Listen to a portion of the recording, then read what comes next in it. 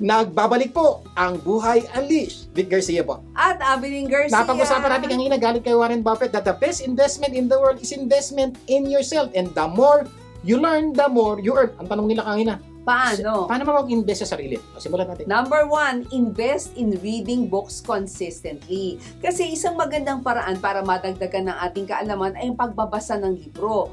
Naalala mo pa ba nung nag-aaral ka? Di ba? Di ba nagbabasa ka ng libro para matuto? Maraming libro ang pwede mong basahin para gumanda ang buhay mo. Siguro isipin niya, isa sa malaking kita ngayon ay mga lawyer at mga doktor. Hindi Oo. napansin? At mapansin niyo po, mga lawyer at mga doktor, ano mapansin niya? Ganito kakakapal yung libro nila. Kaya po mahal ang bayad sa kanila eh. Ang dami nilang inaral. Kaya mapansin niyo po, ilang tuldok lang sa inyo ng stethoscope. 500, 1,000, 2,000. Bakit? Tagal nila inaral yun eh. Tayo, di ba ganyan lang kanipis yung ating libro? Hindi pa natin binabasa. Taka pa tayo, ba't di tayo makakuha ng malaking trabaho? Magandang trabaho. So, naintindihan niyo po, kaya po importante po ang pag-aaral. But, linawin natin na may dalawang klase ng pag-aaral. Formal education, you go to school. In formal education, you get a book, buy a book from a bookstore or anywhere and start reading. Kaya dapat magbasa ka ng libro consistently para consistently din madagdagan ang inyong kaalaman. Because the more you learn consistently, the more you earn consistently. Pwede ka isang mga suggestion po namin, pwede kayo magbasa ng mga self-help books. Ako po, yun po nakatulong sa akin. There was a point in my life, parang hindi ko na alam gagawin sa buhay ko, frustrated na ako. Pero alam niyo po, I was able to get off a self-help book in National Bookstore and start reading. Doon po sa mga libre na tinuturo kung paano mo pagandahin ang buhay mo, kahit walang taong tutulong sa iyo. At alam niyo po, nung mabasa ko yun, dami ko pong natutunan na nag-improve po sa sarili ko. You know what happened? Every month po, nagsaset aside ako ng pera to buy books. And I will not be here where I am today if not for those books I read before and I invest money, time, and effort. Pwede rin yung skills improvement books, financial management books, at marami pang iba. Promise, start reading a book na interesado kayo. Promise, pag in-apply niyo mga nakasulat sa libro, madadagdagan ang kita niyo. Isang magandang libro na pwede mong basahin ay yung librong Grit ni Angela Hanapin niyo Duckworth. po yan. Dito po sa libro nito, pinakita po ni Angela kung ano yung mga tunay na dahilan bakit ang mga tao ay nagiging successful at hindi nagiging successful. Pag binasa niyo po yung makikita niyo, ito pala ang dahilan kaya hindi ako successful. So, ang ganda po, Grit by Angela Duckworth. O ano pa? Number 2, invest in attending seminar or workshops consistently. Kasi marami namang seminars or workshop na nadadagdagan yung ating kaalaman for a fee or for free. Kanina po, ang sabi namin, basa kang libro. Yes. Ang problema lang po sa libro, pag basa mo, basa ka. Kuminsan, tinatamad ka magbasa. At kuminsan, parang hindi mo maintindihan. Now, there's another way to learn, which is attend seminar. What's the difference? Basa ng libro, nababasa mo, pero ikaw lang, yung sila lang nagsasalita, hindi ka pwede magtanong. Ang ganda po sa seminar, face-to-face. Pwede ka magtanong. Pwede ka magtanong.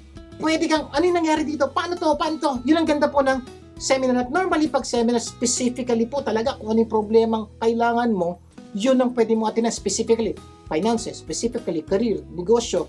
When was the last time umattend ka ng seminar? Pero kung namamroblema ka sa bayad, isang maganda at libreng paraan para maka-attend ng seminar ay manood ng mga videos na mapapakinabangan mo sa YouTube. Kasi minsan kung saan tayo nakakarating sa YouTube, di ba?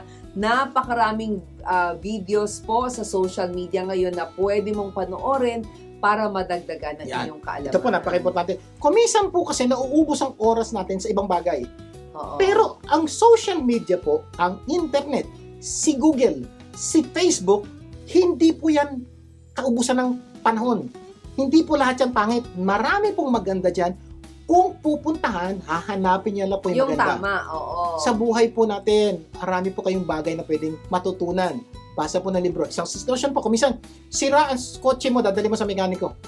Alam niyo po bang, karamihan ng normal na nasira sa ating kotse, pwede niyo pong i-type sa YouTube o sa Google, how to fix this. At ituturo po sa inyo how to fix it at ang gastos nyo, 10% na lang nung ibabayad nyo. Yes. Ano po nangyari pag ganun? Di nakatipid kayo, kumita kayo, yun po kami. May mga pagkakataon po, di na kami tatawag ng taong gagawa nito. I-YouTube nyo na po o i-Facebook, i-Google nyo, tuturuan kayo at kadalasan madali lang. May mga pagkakataon medyo mahirap ng konti, syempre naman, pag mas mahirap, mas mahal ang bayad.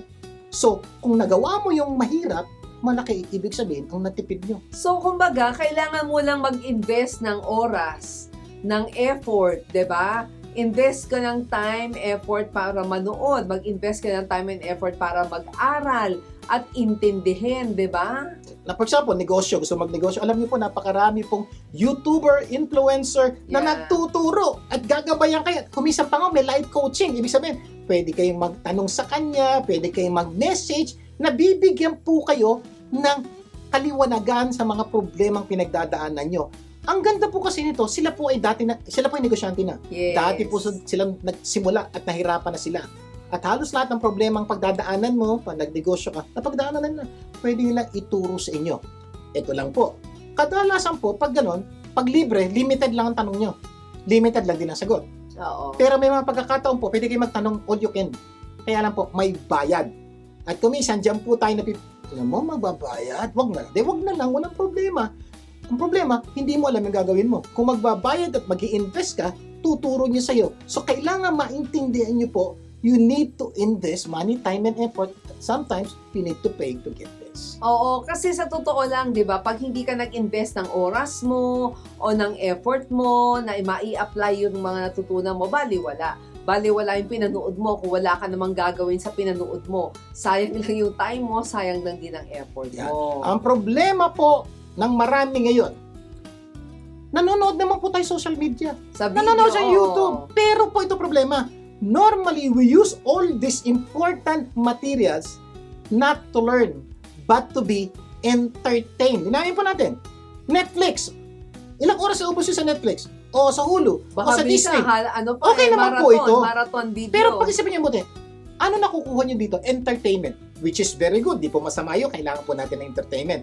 Ang problema po, kami dyan, naubos na oras natin sa entertainment. Wala tayong natutunan. Sana, kung manonood ka ng 1 oras na pelikula, manood ka naman ng 1 oras na tutorial na may matututunan ka. Okay lang yun. At least, na-entertain ka, natuto ka. At one day po, may pera ka pang bayad ng inyong mga subscription. Bakit? May natutunan ka eh. Kasi po doon sa isa, panay gastos lang yun. Subscription, bayad lang ng bayad. Doon po sa tutorial, pwede kang kumita ng pera. Kaya sana mula sa araw na ito, manood tayong mga videos na madadagdagan ang ating kaalaman. Pero dapat gawin mo ito consistently para consistently din madagdagan ang ating kaalaman. Remember ha, the best investment you can make is the investment in yourself. Bakit po? Sabi ni Warren Buffett, the more you learn, the more you earn. Yes. Number 3. Number 3 naman, invest in talking and spending time with the right people. Ayan, ito consistently. maganda po. Makinig po kayo mabuti. Isang investment na gawin nyo ay gamitin yung oras nyo kung mausap ng mga taong pwedeng magturo sa inyo. Pag ginawa nyo po ito, malaki po ang posibilidad na kumita kayo ng malaki. Kaya ang challenge, sino ba ang madalas mong kausap, 'di ba? Pag-isipan mo mabuti. Sabi kasi ng Proverbs, be the wise and you will become wise. Pag-isipan nyo, ganda po ang tanong Be ni Ma'am. with the wise, Yan. rather. Ganda po yung sinabi ni Ma'am Evelyn. Sino madalas yung kausap? Kung ang madalas yung kausap ay yung taong maraming problema, malamang madadagdagan yung problema mo. Kung madalas mo kausap yung taong may problema sa pera, malamang kakaroon ka rin ng problema sa pera. Ang punto po, humanap ng taong matatalino, kausapin nyo madalas para matulungan kayo maging matalino rin. Kaya nga sabi ng Proverbs, be with the fools and you will become fools. Yun po ang problemang malaki. Kumbaga, have the habit of spending time with better than you. Invite people wiser than you. Kung pwede, imbitahin nyo, ikaw magbayad ng kape, ng pagkain, Oo. because libre pong pagtuturo. yun. Correct. One way to spend time with wiser people is to join life coaching sessions where you can learn and ask questions. Mamaya, itutuloy pa po natin ang ating kwento. Magbabalik pa ang Buhay Unleashed. Huwag bibitiw.